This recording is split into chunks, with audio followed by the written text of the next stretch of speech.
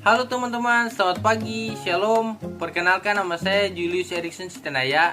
NPM saya 12114201210232. Kelas saya keperawatan D. Mata kuliah yang saya akan mengerjakan tugasnya keperawatan medikal 1. Program studi ilmu keperawatan Fakultas Kesehatan Universitas Kristen Indonesia Maluku tahun 2022. Saya di sini akan menjelaskan tentang anatomi sistem pernapasan. Ya, kita masuk dengan pengertian sistem pernapasan. Sistem respirasi adalah sistem yang memiliki fungsi utama untuk melakukan respirasi, di mana respirasi merupakan proses pengumpulan oksigen dan mengeluarkan karbon dioksida.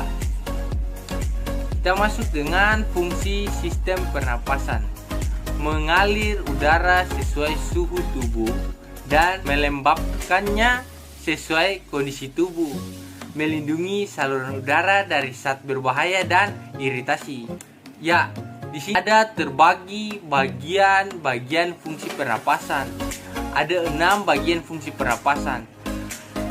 Yang pertama ada hidung, yang kedua faring, yang ketiga laring, yang keempat trakea, yang kelima bronkus, dan keenam paru-paru. Kita masuk dengan fungsi hidung. Masuknya udara bermula dari hidung. Hidung merupakan organ pertama dalam sistem respirasi yang terdiri dari bagian eksternal terlihat dan bagian internal. Ya, kita masuk dengan fungsi faring. Faring atau tenggorokan adalah saluran berbentuk corong dengan panjang 13 cm. Dinding faring disusun oleh otot rangka dan dibatasi oleh membran mukosa. Otot rangka yang terrelaksasi membuat faring dalam posisi sedangkan otot rangka kontraksi, maka sedang terjadi proses menelan. Ya, kita masuk dengan fungsi laring. Laring merupakan suatu saluran yang dikelilingi oleh tulang rawan.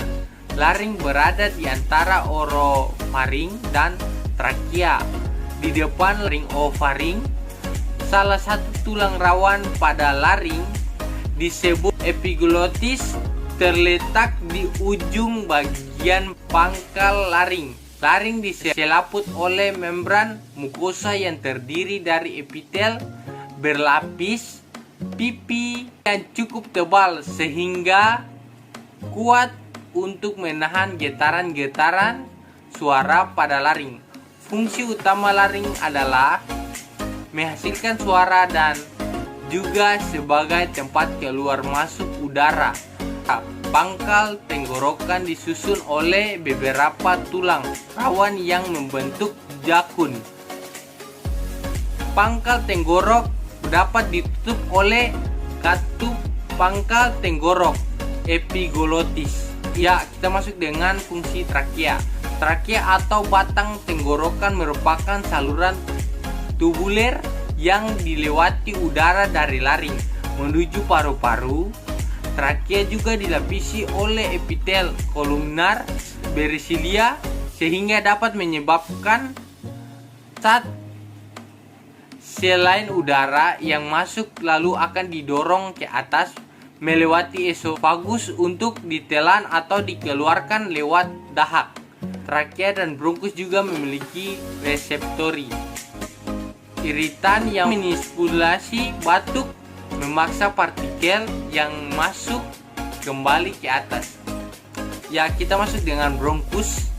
Setelah laring, trakea terbagi menjadi 2 cabang utama, bronkus kanan dan kiri, yang mana cabang-cabang ini memasuki paru kanan dan paru kiri.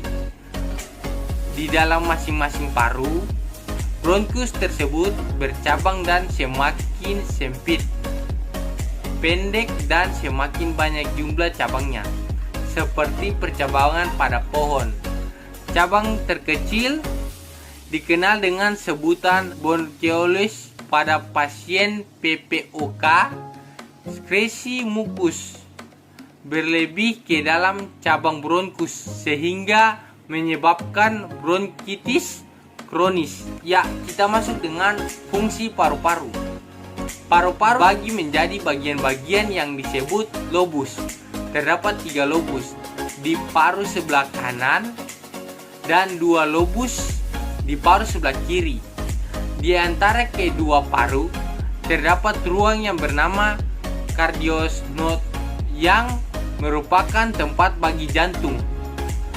Masing-masing paru dibungkusi oleh 2 membran pelindung tipis yang disebut parietal dan visceral pelaur. Parietal pelaur membatasi dinding toraks, sedangkan visceral pelaur membatasi perut itu sendiri. Ya, ini gambar fungsi paru-paru. Ya, terima kasih. Semoga apa yang saya sampaikan bisa bermanfaat untuk yang menonton. Jangan lupa like, comment, and subscribe.